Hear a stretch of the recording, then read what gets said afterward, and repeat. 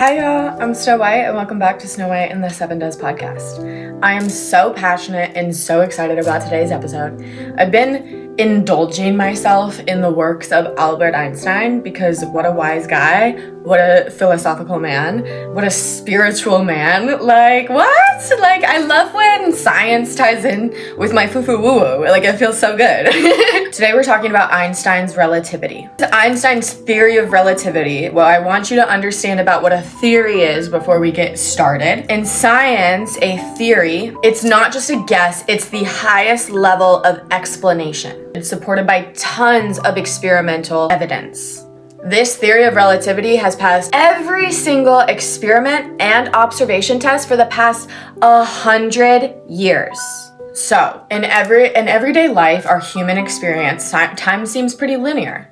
Past, present, future. Clocks, calendar, aging, deadlines, they all reinforce a straight line experience. But in physics, Einstein's relativity shows that time is not linear. It's relative, not absolute. Time and space form space-time, and the way time flows depends on speed and gravity. For example, astronauts on the ISS age slightly slower than people on Earth. Some physicists describe all moments, past, present, future, as coexisting in basically something called a block universe, meaning time isn't truly linear, it just appears that way to us. Your consciousness can shift perspectives through intuition, memory, visions, deja vu, and manifestation work. Practices like meditation or altered states can make time feel expansive, looping, or simply irrelevant. In simplified words, to your brain, time is linear. To physics, time is flexible. To spirit, time is more like a circle or a spiral or a web rather than a straight line. I hope you guys are following. Let's go deeper because the nonlinear view of time is the key to manifestation. All versions of you already exist. Nonlinear framework, past, present, future, aren't separate. They're like rooms in a house. You can't stand in all of them at one time, but they are all there. That means the version of you who's a millionaire, in love, at peace, and confident, they already exist. You are not becoming, you are simply aligning with that version of you. So shifting timelines, it's an identity shift. When you hold a new self-concept, like I am abundant, you are stepping into a different timeline. But it's not just saying those things, it's believing it. Because when you believe it, you act accordingly. But if you don't believe it, you're doubting every move you make towards it. Instead of dragging your past lack and beliefs forward, you jump tracks to the one where wealth is natural. Your memory and your imagination are both portals. Your subconscious does not know the difference between what you vividly imagine and what's actually real. When you repeatedly visualize future you in meditation, your brain literally codes it as real and starts naturally pulling that reality towards you. And then your brain starts to dismantle all these blocks that you've put in your clear path. You have a clear path. You have a desire, done, right? There's a clear path. But then you start putting all these blocks on top of the path so that you can't even see the path anymore. Like, I don't have the money, I don't have the time, I don't have this, I don't have that. It's not outside of you, babe. It's an identity shift. And when you embody the identity shift, the mindset, all those blocks fade away and the path becomes clear. So let's talk about cognitive dissonance. By definition, cognitive dissonance is the mental discomfort, tension, or stress you feel when your beliefs, values, or attitudes conflict with your actions, choices, or new information. So like an example is you value health, but then you smoke cigarettes. You believe you're honest, but then you tell a lie. Your actions conflict with your belief, your self-image conflicts with your behavior. Your brain doesn't like holding two contradictory truths at once, so it tries to dissolve that by either changing your behavior, quitting smoking, or changing your belief about it, convincing yourself smoking isn't that harmful. Basically rationalizing or justifying. Basically, cognitive dissonance is a stress or inner contradiction in the mind's attempt to resolve it. When you feel cognitive dissonance, don't think of this as a bad thing. It's actually a great thing. That's you in between two like different timelines. You're touching the new timeline. So when you say I'm abundant, but you feel like that's not true, that is not failure. It's evidence that you're brushing up against a new frequency of self. Hold it, and you literally collapse that reality into the now. So a practical way to use all this information that I've given you today, before sleep when your subconscious is most open, imagine a scene that proves that your desire is real. For example, if you want to buy a house, signing the deed to the house, walking through the rooms, smelling it, feeling like it's really yours. Feel the emotions as if it's now. Remember, your subconscious does not know the difference. Tell yourself, this version of me already exists. I choose this timeline. Demand it. Demand it. In a nonlinear timeline, you're not waiting for your manifestation. You're remembering a version of yourself that already exists. And now you're stepping into it.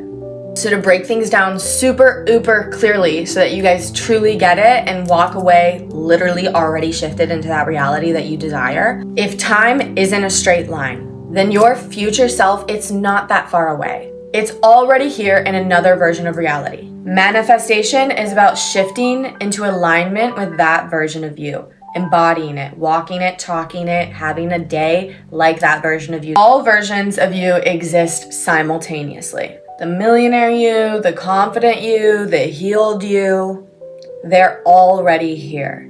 And they're like channels on a TV.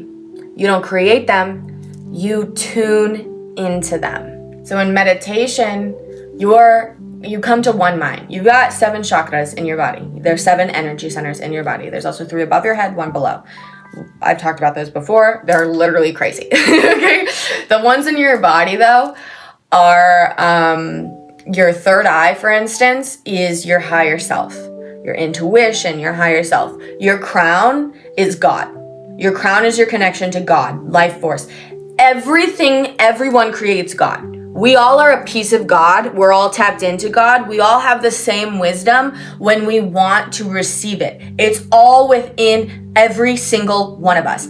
A quote from Einstein, I thought 99 times, I couldn't think of the answer. I shut off my mind, stopped thinking, and the answer came. Because guess what?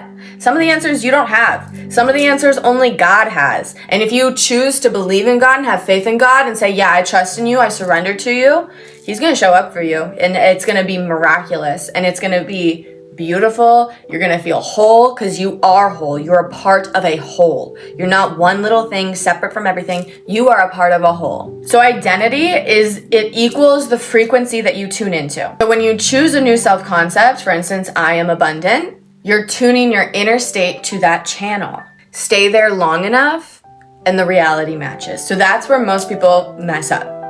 They send out the desire, they spend one day embodying it, and then the next day they fall off, and then all the doubts come back, and then where is it? Why didn't it come? Da, da, da, da, da. You have to stay in that desired reality, in that embodiment of the desired reality until it comes. And that's how you show the universe, God, whatever you want to call it, that you have unwavering faith in it, that no matter what happens, things start to crumble, perfect. That's proof that my desire is coming. Everything needs to crumble so I can build so that I can build from a fresh start. You see everything as opportunity, not as a setback. You see everything as the unfolding, not as, why is this happening to me? No, it's happening for me.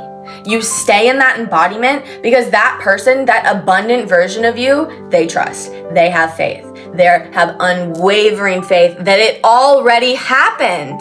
So believe it that it already happened and it will come. In that waiting period, in that kickback where you're waiting for your energy to be received from the universe, because sometimes it's not instantaneously, sometimes it takes a bit. So in that waiting period, if you want a house, go shop for the house. Go to open houses, walk through it, smell it, feel like it's yours. You want a car? Go car shopping. Embody that you've already received the money, the thing, whatever. Embody it. Act like it's already here. Because it's not whenever you're ready, it's whenever you have enough faith. That felt great. Memory and imagination collapse time. Memory pulls the past into now. Imagination pulls the future into now. Albert Einstein quote, Imagination is everything. It is the preview of life's coming attractions. Think of what you've been imagining and thinking about, what your mind circles and loops, and then look at your life. Does it mirror it? Duh.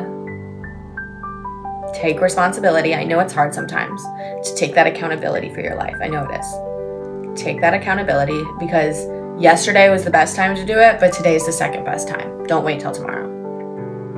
Take the accountability and show up today for you, not for anybody else. Because when you show up for your most authentic self and you listen to your desires, you're trusting God. Sometimes God has a plan that you can't really perceive.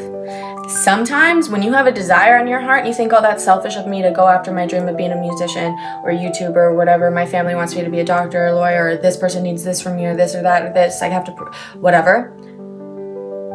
You're ignoring God. That desire was placed on your heart because it's literally your destiny.